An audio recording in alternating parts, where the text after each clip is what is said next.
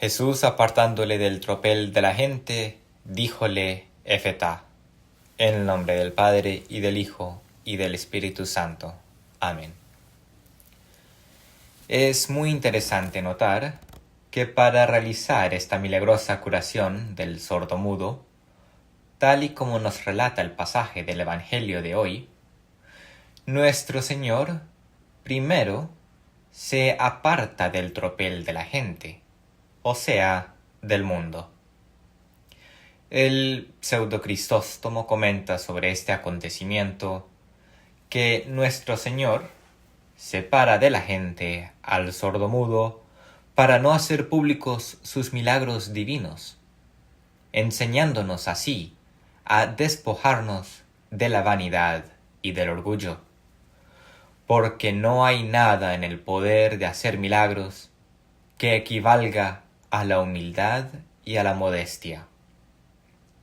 En las lecturas del segundo nocturno de Maitines de hoy, se lee un comentario de San Ambrosio acerca del Salmo 118.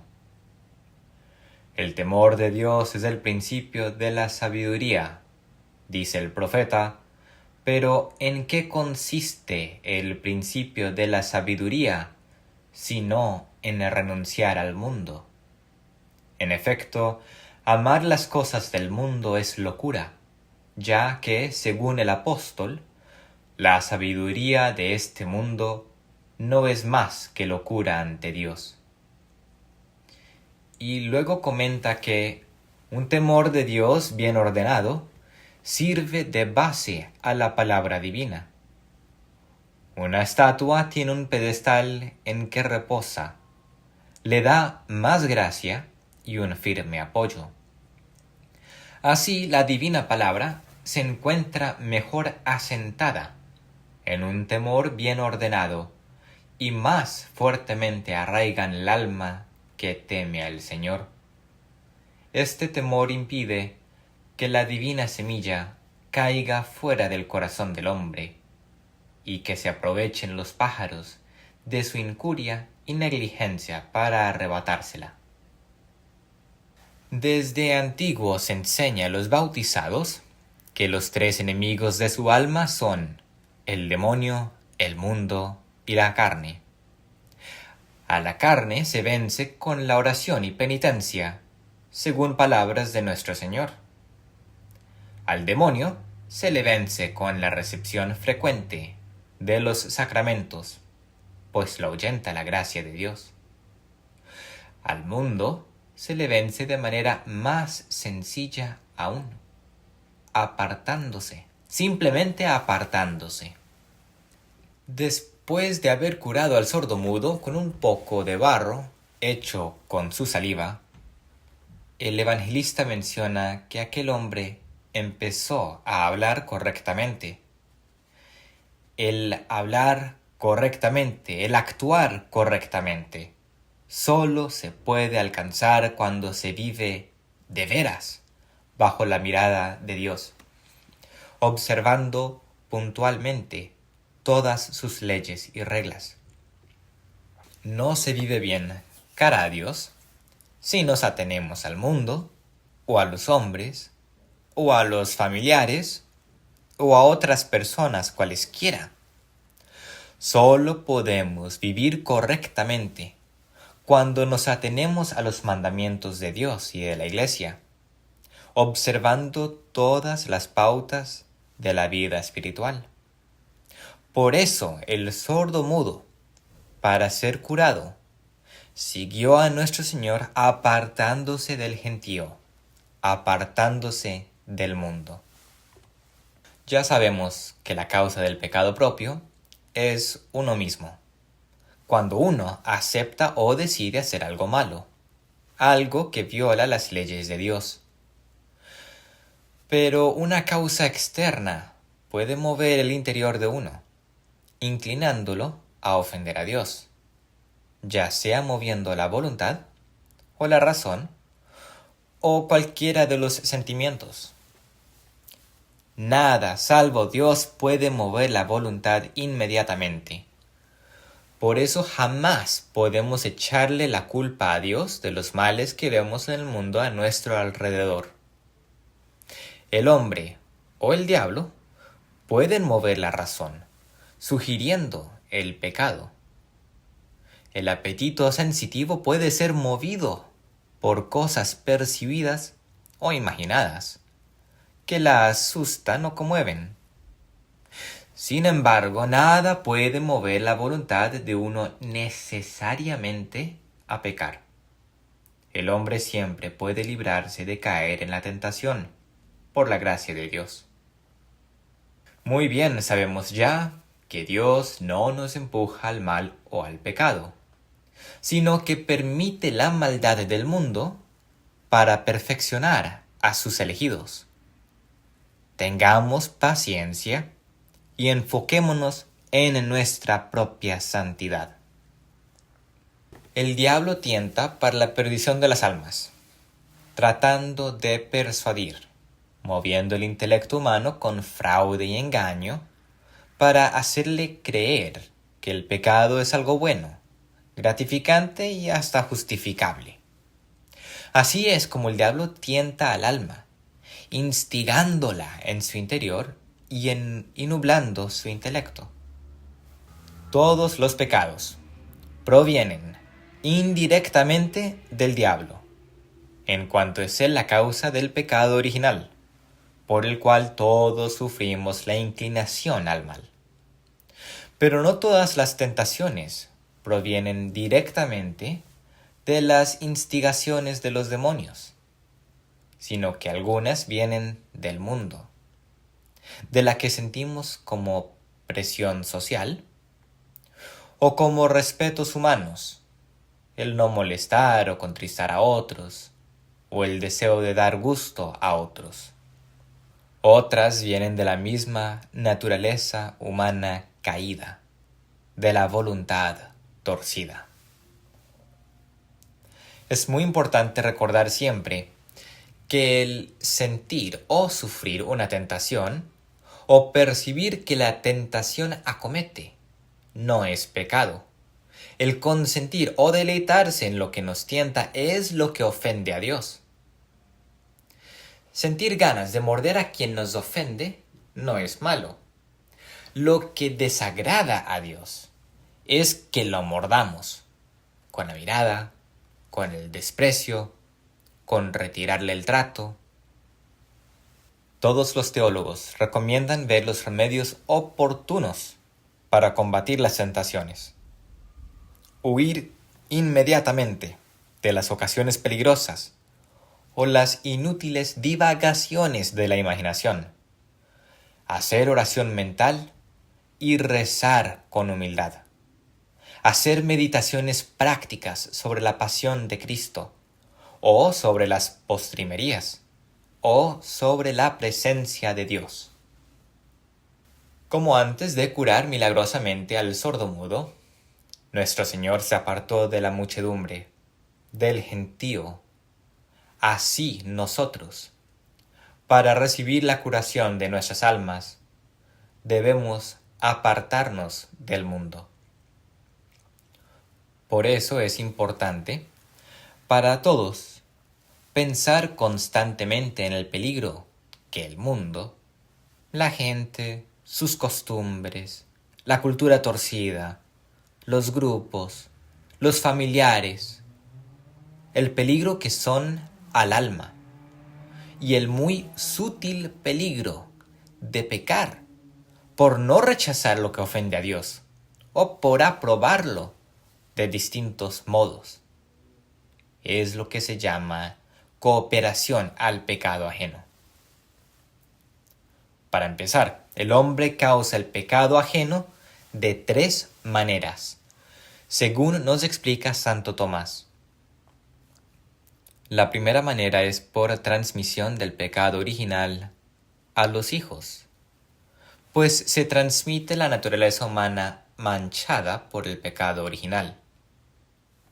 La segunda manera se realiza por sugerencias y persuasiones, invitando directamente al mal o indirectamente al dar mal ejemplo. lo que se llama escandalizar. Así es como el mundo, o sea, la maldad de los hombres, con sus perversos y falsos principios de pensar, atrapa en sus malas obras y propaganda a los débiles de espíritu con sus malos ejemplos. O les ofrece bienes materiales o mundanos que excitan la concupiscencia para distraerlos de la práctica de la virtud. Por eso el escándalo es un pecado contra la virtud de la caridad. La tercera manera es cooperando o ayudando a otros, y esto puede suceder de 9 modos, 6 positivos y 3 negativos, que son mandando, aconsejando, consintiendo, alabando o vituperando, patrocinando, participando, no advirtiendo, no impidiendo, no manifestando o delatando. Como advierte San Pablo a Tito en su primera epístola, no debemos participar de los pecados ajenos porque también se nos imputarían. El profeta Amós advierte: ¿pueden acaso dos caminar juntos si no van acordes entre sí? Algunos pecan abiertamente y otros siguen su mal ejemplo. Nosotros debemos hacer lo contrario, que es hacer siempre y abiertamente nuestras buenas obras para dar buen ejemplo. En su epístola a los Romanos, San Pablo nuevamente exhorta que no queráis conformaros con este siglo, antes bien transformaos con la renovación de vuestro espíritu, a fin de acertar qué es lo bueno y lo más agradable y lo perfecto que Dios quiere de vosotros.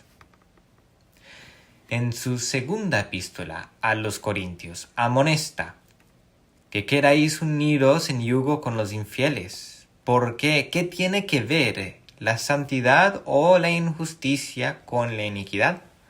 ¿Y por qué compañía puede haber entre la luz y las tinieblas? El mundo es compuesto por hombres. El cooperar en el pecado ajeno, directa o indirectamente, positivamente o por omisión nuestra, sí es pecado y puede ser grave, que quiere decir mortal en el lenguaje de teólogos. Uno no puede ayudar a otro a pecar, o a vivir en pecado, o a facilitarle las ocasiones.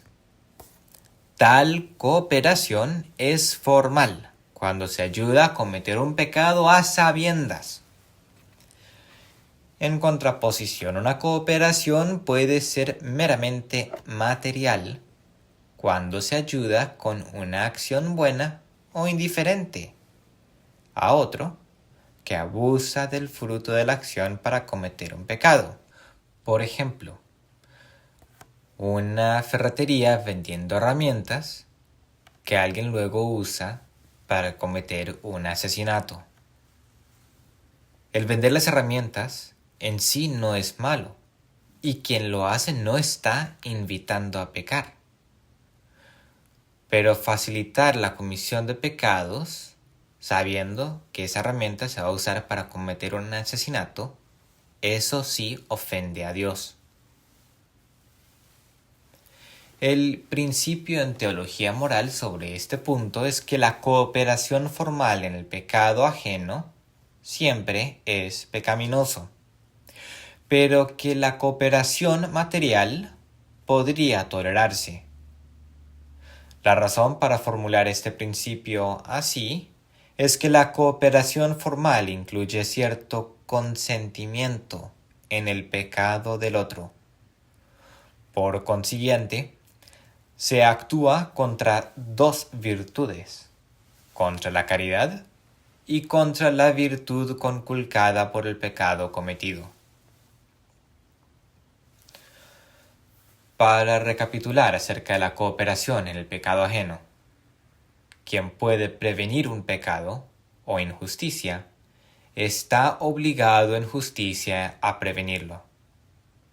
Directamente se peca por cooperación, mandando, consultando, aceptando expresamente y elogiando a quien por haber pecado, y ayudando al que obra o vive mal.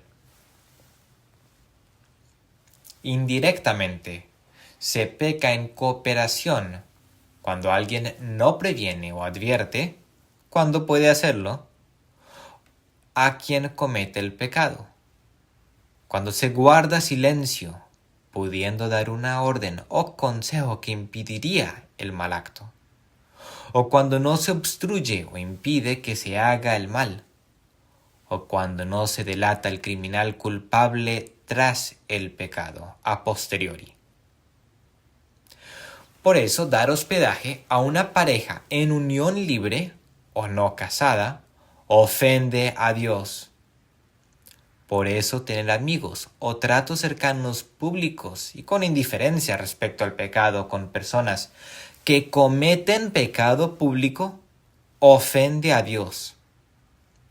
Por eso, quedarse callado ante la corrupción en el trabajo o en la política ofende a Dios.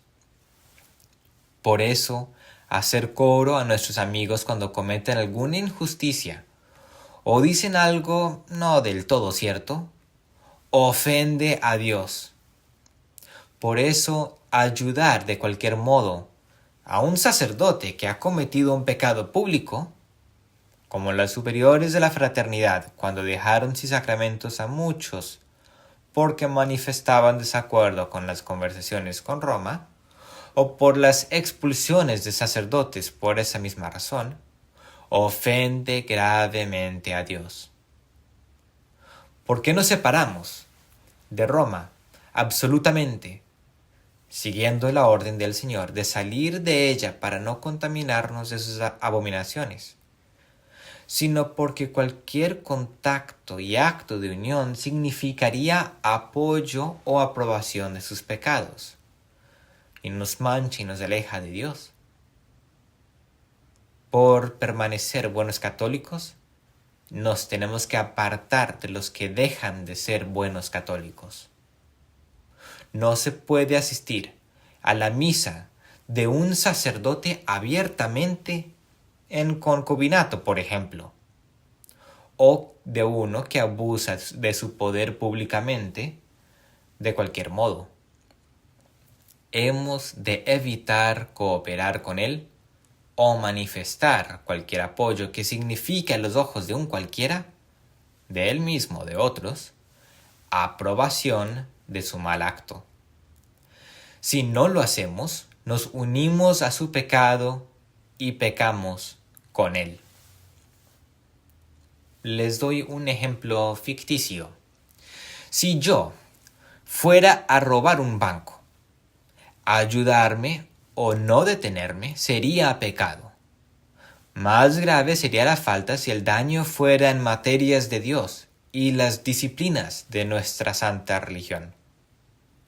Nuestros sacerdotes y obispos deben vivir santamente y esmeradamente, obrando siempre con el interés espiritual de su grey. Ay de los malos clérigos, que por pereza o vanidad escandalizan a almas. Antes de concluir, podemos establecer las siguientes reglas prácticas para saber cuándo se puede o no cooperar o ayudar a otro. La cooperación próxima en una acción gravemente perjudicial para el bien público, ya sea para la religión o para la nación, no excusa de pecado mortal, porque es una perversión del orden, anteponer el bien privado al bien público y común. Si la mala acción no hiere gravemente al bien público, la estrecha colaboración no excusa salvo por motivo inconveniente grave, especialmente si es en algo necesario para la ejecución del pecado. Por ejemplo, conducir el carro de los ladrones.